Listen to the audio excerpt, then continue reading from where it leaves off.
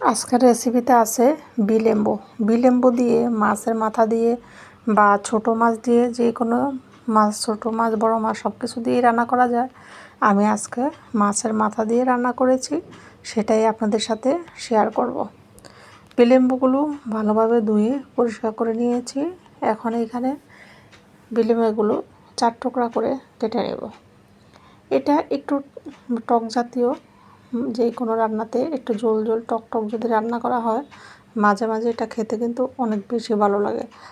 আর এই বিলেম্বুটা ডায়াবেটিস বা অনেক রোগেরই ওষুধি গুণ আছে, তা খেতে পারলে অনেক বেশি ভালো শরীরের জন্য। তাই আজকে আমি বিলেম্বু দিয়ে মাছের মাথা দিয়ে রান্না করব, সেটাই আপনাদের সাথেই শেয়ার করব। দেখতে পাচ্ছেন কত সুন্দর করে কেটে নিয়েছি, একদম গাছের থেকে তরতাজা বিলেম্বু নিয়ে আসছি। এখানে আমি বড় মাছের মাথা একদম টুকরো টুকরো করে নিয়েছি।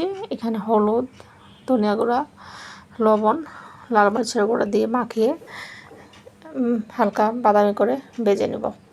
ছোটো মাছ দিয়ে রান্না করলেও এই বিলেম্বুটা অনেক বেশি ভালো লাগে। আমার কাছে ছোটো মাছ ছিল না, তাই আজকে আমি বড় মাছের মাথা দিয়েই রান্না করব। মাথাগুলো একদম ছোট ছোট করে কেটে নিয়েছি। এখন এই যে সুন্দর করে হালকা বাদামি করে ভেজে তুলে রেখে দিয়েছি। 1 কাপ পরিমাণ পেঁয়াজ কুচি দিয়ে মাছ ভাজা তেলেই একটু ভেজে নিয়ে দিয়ে দিব এখানে কাঁচামরিচ, রসুন এবং পেঁয়াজ একসাথে বাটা, সেখান থেকে প্রায় 2 চামচের মতো দিয়ে একটু নেড়ে চেড়ে নিচ্ছি। আর গুঁড়া মশলার মধ্যে এখানে অল্প অল্প মশলাই দিব। টকের মধ্যে একদমই কম মশলা দেওয়া লাগে।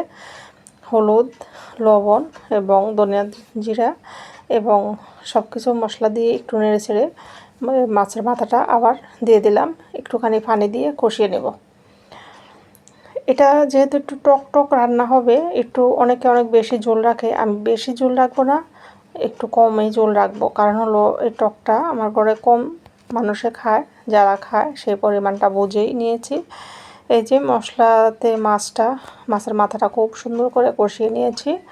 এখন এই যে বিলেম্বুগুলো দিয়ে দিব। বিলেম্বুটা দিয়ে উল্টে পাল্টে ভালোভাবে কষিয়ে নিব।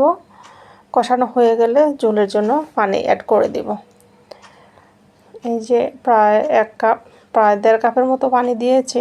এই পানিতে বিলেম্বুটা সুন্দর করে সিদ্ধ হয়ে ঝোলটাও টক হবে। এভাবে রান্না করে খেলে খুবই ভালো লাগে, খুবই টেস্টি হয় এবং গরম ভাতের সাথে এই টক টক ঝোল রান্নাটা অনেক বেশি ভালো লাগে। আপনারা চাইলে এভাবে রান্না করে খেতে পারেন, খুব ভালো লাগবে। আমি লাস্টে ধনেপাতা দিয়ে রান্নাটা কমপ্লিট করব। আর একটু ঝোল ঝোলও আছে, খেতে কিন্তু অনেক বেশি ভালো লাগে। আর এটা সবাই পছন্দও করে, বড়রা, বিশেষ করে বড়রাই বেশি পছন্দ করে, ছোটরা হয়তো এটা খেতে চায় না। দেখতে পাচ্ছেন কতটা লোভনীয় হয়েছে।